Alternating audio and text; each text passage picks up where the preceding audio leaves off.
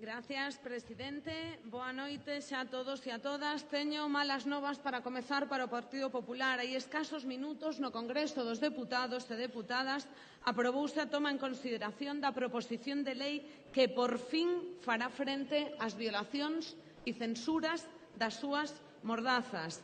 Aprobouse a toma en consideración da defensa da liberdade de expresión defendida polo compañeiro Alberto Garzón a proposición deste grupo parlamentario.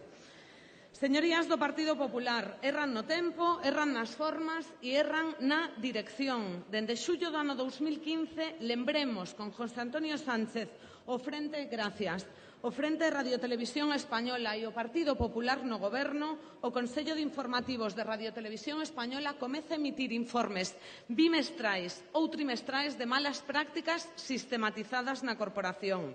Dende xullo de 2015 contabilízanse máis de 600 casos de censura, de manipulación e de malas prácticas informativas, baixo a dirección de José Antonio Sánchez e do Goberno do Partido Popular.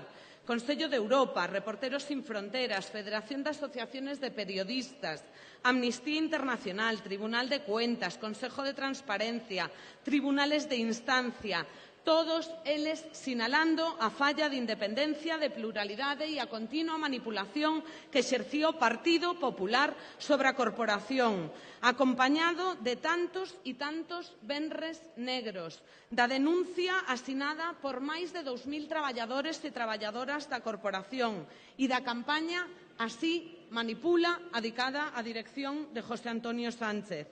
Este é o val de quen hoxe pretende falar de liberdade de expresión, de liberdade nos medios públicos e que, ademais, pretenden facelo no marco da Lei Mordaza, a dun bloque monárquico e reaccionario que blinda a corrupción da xefatura de Estado, que intervén o Poder Xudicial para garantir as mordazas, que ataca dereitos humanos e inventan problemas de seguridade de orden público e de delincuencia, cando en realidade o que fan é agochar o que si crearon eles, un problema de seguridade das condicións materiais da clase traballadora.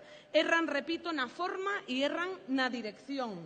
Omiten que o único que daría sentido a esta moción sería comezala dicindo que se trata de reprobar a dirección de José Antonio Sánchez e dicindo que se trata de reprobar o goberno de Mariano Rajoy, porque ao fin e ao cabo é o que di esta moción. Diríxese ao seu mandato e diríxase a quen vostedes colocaron na dirección de Radiotelevisión Española, orgulloso de aparecer nos papeles de Bárcenas e orgullosos vostedes de pasar das mordazas ás ameazas.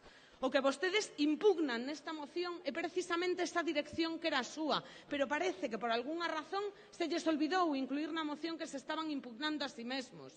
Nese caso, quizáis tería razón, pero miren, o que precisa a Radiotelevisión Española non é que vostedes digan o que é transparencia, non é que vostedes digan o que é independencia ou o que é goberno. O que precisan os traballadores e as traballadoras e o que pretende e o que precisa o ente público é que garantamos as súas competencias e os seus recursos en base sempre a criterios periodísticos e profesionais, nunca políticos e nunca partidistas.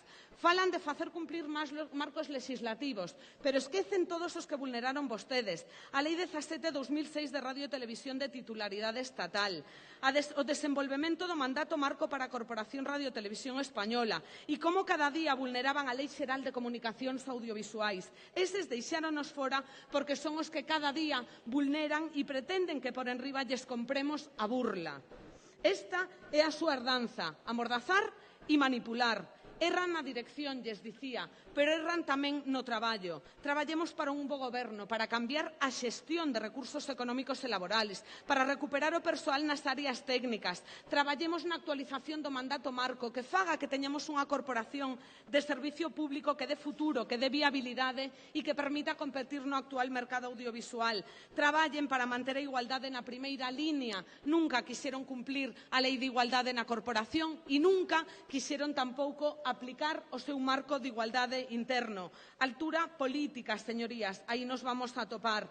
derogación da Lei Mordaza para a recuperación da liberdade de expresión tamén nos nosos medios de comunicación, derogación das sucesivas reformas laborais para que os traballadores e traballadoras de Radiotelevisión Española poidan negociar un convenio colectivo sin os seus dereitos secuestrados. Erran na forma e erran na dirección e tamén erran, comenzaba dicindo yo, no tempo. Pasou o tempo de manipular e de amordazar. A maioría social... Vaya terminando, señoría. Vou rematando, presidente. A maioría social traballa cara a un tempo que respecta a pluralidade, que respecta a independencia e que respecta a transparencia e a veracidade no dereito á información. Chegan mal e chegan tarde, porque as súas mordazas, señorías do Partido Popular, xa pasaron.